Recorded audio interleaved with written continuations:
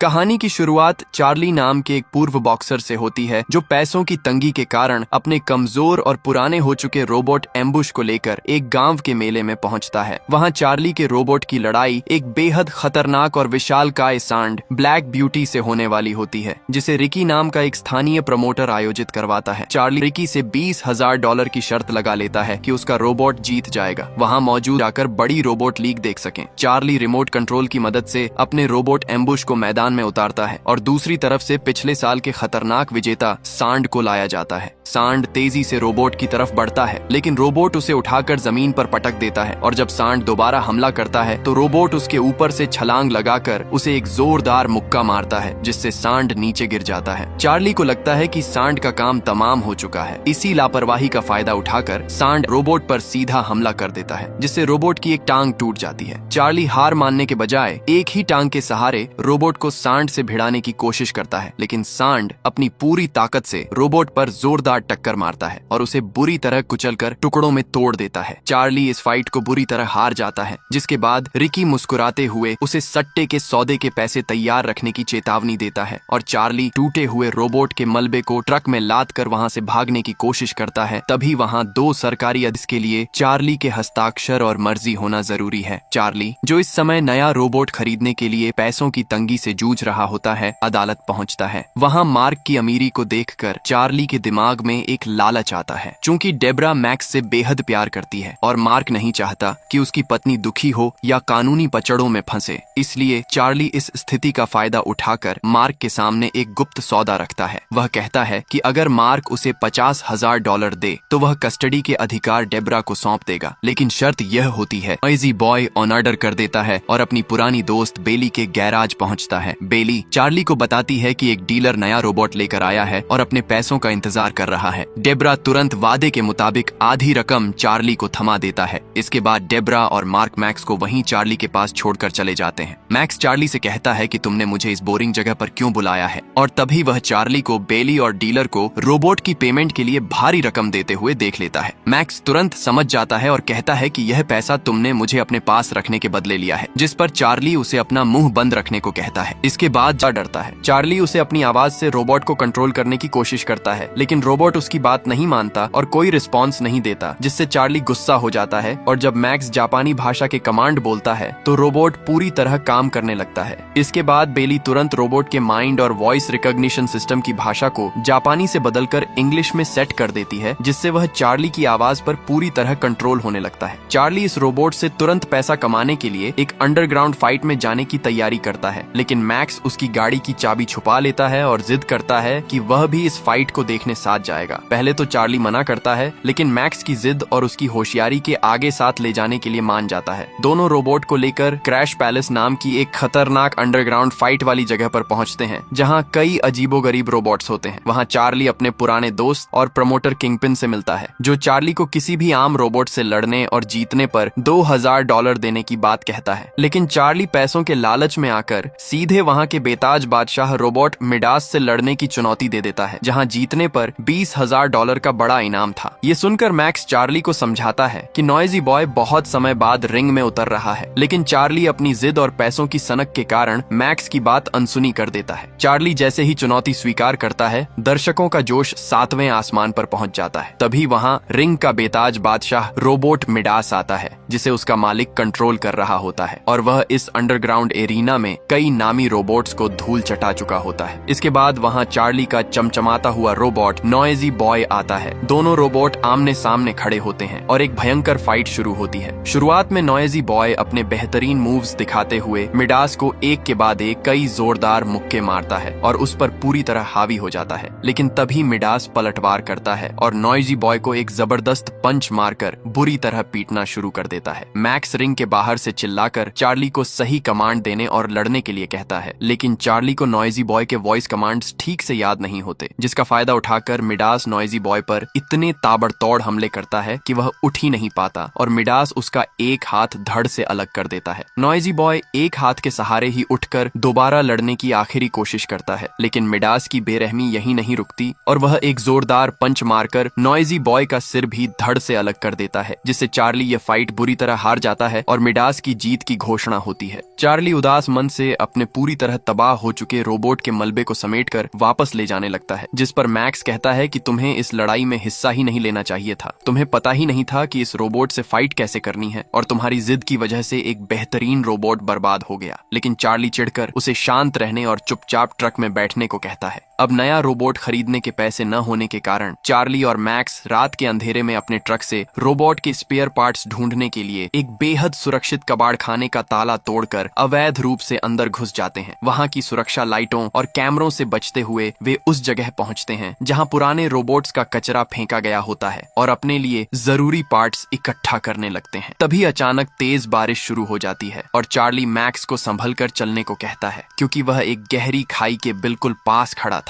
लेकिन बारिश की वजह से मैक्स का पैर अचानक फिसल जाता है और वह तेजी से उस गहरी खाई में नीचे गिरने लगता है। किस्मत से खाई के आखिरी छोर पर कीचड़ में दबे हुए एक पुराने बेकार रोबोट का उठा हुआ हाथ मैक्स की जैकेट में फंस जाता है और वह नीचे गिरने से बच जाता है। चार्ली तुरंत ढलान से नीचे उतरता है और बेहद सूझबूझ से पहले मैक्स का एक हाथ और फिर दूसरा हाथ मजबूती से पकड़कर उसे सुरक्षित ऊपर खींच लेता है। लेकिन तभी मैक्स की नजर कीचड़ और मिट्टी में दबे उसी रोबोट पर पड़ती है जिसने उसकी जान बचाई थी। मैक्स उसे अपने साथ ले जाने की जिद करता है, लेकिन चार्ली उसे सिर्फ एक बेकार कबाड़ बोलकर साथ ले जाने से साफ मना कर देता है और अकेले ही वहां से चला जाता है। हार न मानते हुए मैक्स पूरी रात भारी बारिश में अकेले ही उस रोबोट को मिट्टी से खोदकर बाहर निकालने में जुट जाता है और सुबह होते होते उसे एक छोटी ट्रॉली पर लाद कर बड़ी मुश्किल से चार्ली के ट्रक के पास पहुंचता है। चार्ली कहता है कि मैं कब से गाड़ी में तुम्हारा इंतजार कर रहा था, जिस पर मैक्स रात भर अकेले छोड़ने के कारण उस पर बुरी तरह गुस्सा होता है। दोनों वापस बेली कहती है कि मैं कब से कर्ज में डूब कर भी तुम्हारी मदद कर रही हूँ। चार्ली बेली को कहता है कि शायद कल रात मैक्स को कबाड़ खाने में जो रोबोट मिला है वह हमारे कुछ काम आ जाए। बेली उस रोबोट की जांच करती है और उसे एक पुराने कंट्रोलर से कनेक्ट करके चालू करती है, लेकिन वह कहती है इसे रिंग में ले जाने का कोई फायदा नहीं, क्योंकि ये असली फाइट में 2 सेकंड भी नहीं टिक पाएगा। इसी बातचीत के बीच मैक्स कहता है कि यह रोबोट मेरा है क्योंकि इसे मैंने ढूंढा है। तभी बेली जैसे ही रोबोट का एक खास शैडो मोड ऑन करती है, वह रोबोट अचानक मैक्स को देखकर उसकी तरह अपने हाथ पैर हिलाने लगता है। मैक्स जो भी हरकत करता है रोबोट हूबहू उसकी नकल करने लगता है, जिसे देखकर दोनों हैरान रह जाते हैं। इसके बाद चार्ली मैक्स को उस रोबोट को अच्छी तरह साफ करने के लिए कहता है,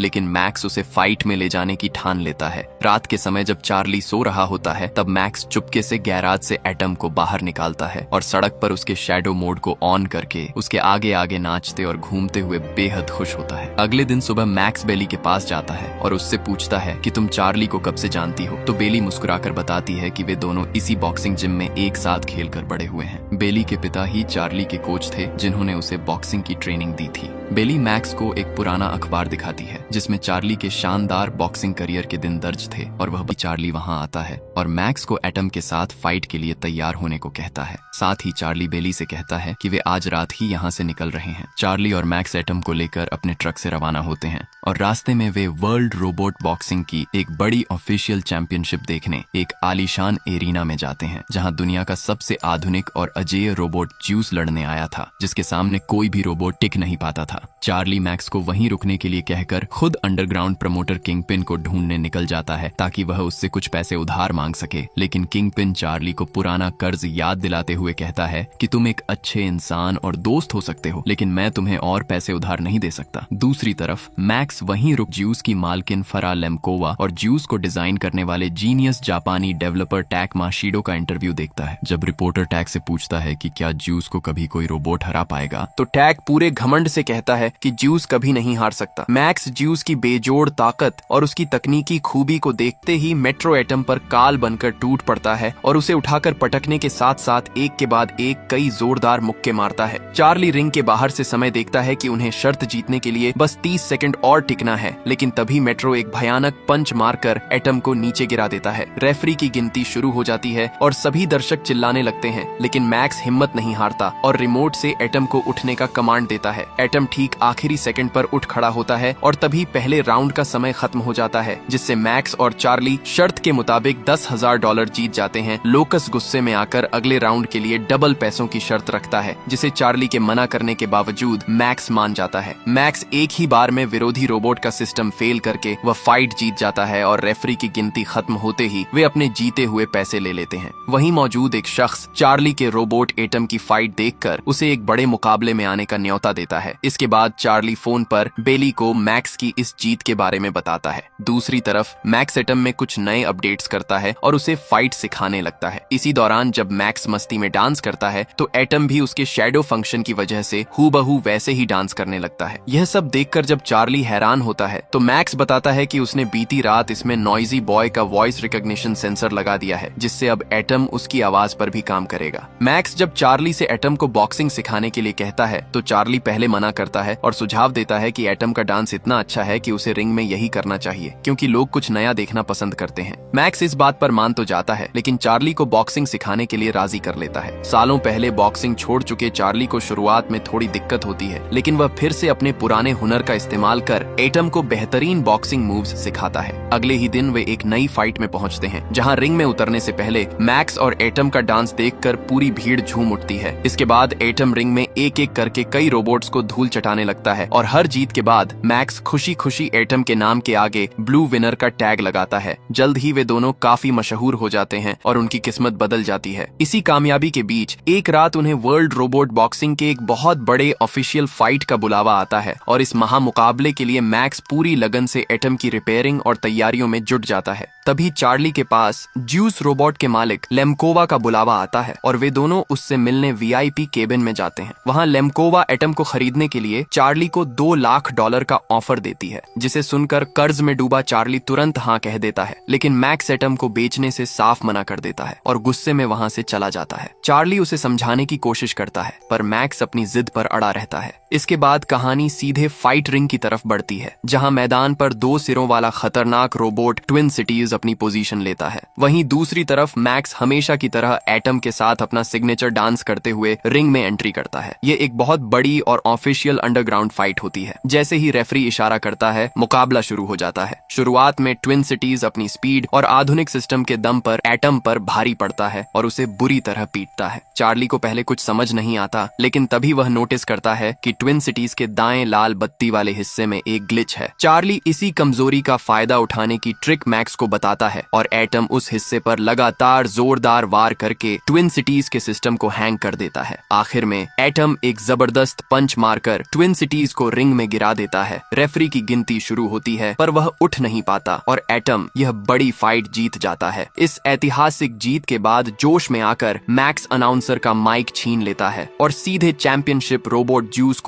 ओपन चैलेंज दे देता है कि क्या आप इस आम जनता के रोबोट से लड़ने की हिम्मत रखेंगे। चार्ली तुरंत आकर मैक्स से माइक छीन लेता है, जबकि मैक्स खुशी से एटम का नाम चिल्लाने लगता है। जब वे इस फाइट के जीते हुए पैसे लेकर वहां से निकलने लगते हैं, तभी पुराना दुश्मन रिकी अपने गुंडों के साथ वहां पहुंच जाता है और चार्ली से अपना पुराना सट्टे का पैसा मांगता है। चार्ली पैसे देने ही वाला होता है कि रिकी के गुंडे उनकी पूरी रकम छीन लेते हैं, जिसके बाद चार्ली उनसे भिड़ जाता है और उन्हें मारने की कोशिश करता है, लेकिन रिकी के आदमी उसे दबोच लेते हैं। रिकी और उसके गुंडे मिलकर चार्ली की बुरी तरह पिटाई कर देते हैं और उनके जीते हुए सारे पैसे छीनकर वहां से भाग जाते हैं। घायल चार्ली को देखकर मैक्स उसके पास आता है। इस जानलेवा हमले से डरा हुआ चार्ली अगले दिन मैक्स की सुरक्षा के लिए उसे उसकी मौसी डेब्रा और मौसा मार्टिन के घर ले जाता है और उसे उनके साथ रहने को कहता है। मैक्स पहले तो रोते हुए साफ मना कर देता है, क्योंकि वह सिर्फ चार्ली के साथ रहना और एटम की फाइट्स लड़ना चाहता था, लेकिन चार्ली उसे समझाता है कि डेब्रा और मार्टिन उसे ज्यादा खुश और सुरक्षित रखेंगे, जिसके बाद मैक्स उदास मन से वहां रुकने को तैयार हो जाता है। मैक्स को छोड़कर चार्ली अकेला बेली के पास जाता है और उसे सब बताता है, तो बेली उसे एहसास कराती है कि मैक्स के लिए पैसों या डर से ज्यादा चार्ली का साथ मायने रखता है और वह उसे मैक्स को वापस लाने को कहती है। अपनी गलती का एहसास होने पर चार्ली तुरंत डेब्रा के घर लौटता है और मैक्स से माफी मांगते हुए कहता है कि तुम्हारी माँ बहुत अच्छी थी और मैं अपनी जिंदगी की यह आखिरी और सबसे बड़ी फाइट सिर्फ तुम्हारे साथ लड़ना चाहता हूँ। हम ज्यूस से लड़ेंगे। मैक्स की खुशी का ठिकाना नहीं रहता और डेब्रा भी उन्हें आखिरी मौका देने के लिए मान जाती है। आखिरकार वो दिन आ जाता है जब एटम और अपराजेय चैंपियन ज्यूस का महामुकाबला होना था, क्योंकि मीडिया के सामने दिए गए मैक्स के चैलेंज की वजह से लेम्कोवा को यह फाइट स्वीकार करनी पड़ी थी। मैदान पर खचाखच भरी भीड़ के सामने चार्ली और मैक्स अपने रोबोट एटम के साथ रिंग में उतरते हैं और दूसरी तरफ बेहद शक्तिशाली, आधुनिक और विशालकाय ज्यूस की एंट्री होती है। यह ऐतिहासिक मुकाबला कुल 5 राउंड का होने वाला था। जैसे ही पहली घंटी बजती है, दोनों रोबोट आमने सामने आते हैं। ज्यूस इतना ताकतवर होता है कि उसके एक ही पंच में एटम दूर जा गिरता है। एटम किसी तरह खड़ा होता है, पर ज्यूस उसे दोबारा नीचे पटक देता है। पूरी तरह मार खाने के बावजूद एटम हार नहीं मानता और रेफरी की गिनती शुरू हो जाती है।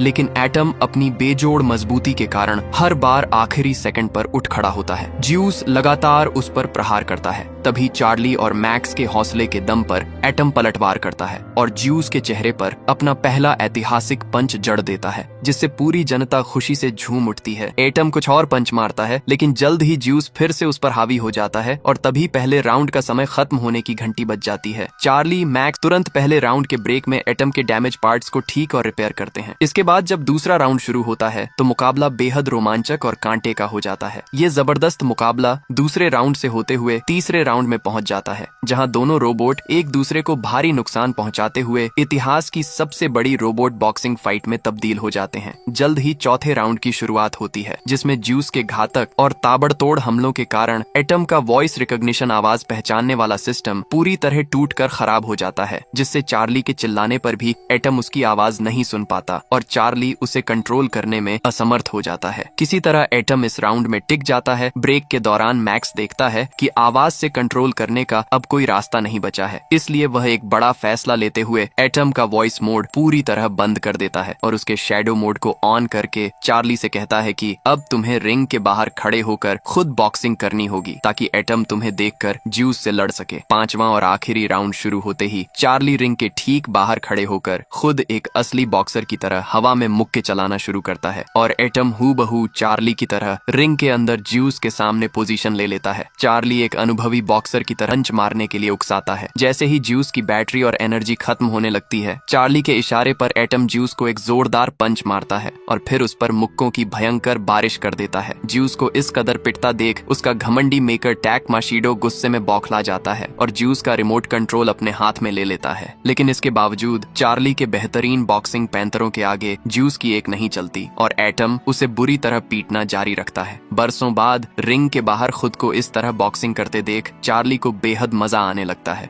अपने पिता को इस तरह पूरी जान लगाकर लड़ते देख रिंग के बाहर खड़े मैक्स की आंखों से खुशी के आंसू निकल आते हैं। 5वें राउंड का समय खत्म होने की घंटी बज जाती है। मैच खत्म होने के बाद दोनों रोबोट्स के डैमेज और पंचों के आधार पर जजों का ऑफिशियल स्कोर देखा जाता है। अंकों के मामूली अंतर के कारण ऑफिशियल विनर ज्यूस को घोषित किया जाता है और वह अपनी बेल्ट बचा लेता है। लेकिन स्टेडियम में मौजूद हर एक दर्शक और मीडिया कर्मी खड़े होकर एटम के लिए तालियां बजाने लगते हैं, क्योंकि इतिहास में पहली बार किसी रोबोट ने ज्यूस को इस तरह धूल चटाई थी और सभी लोग एटम को ही असली विजेता यानी द पीपल्स चैंपियन मानने लगते हैं। और चार्ली कैमरे के सामने गर्व से मैक्स को अपने कंधों पर उठा लेता है।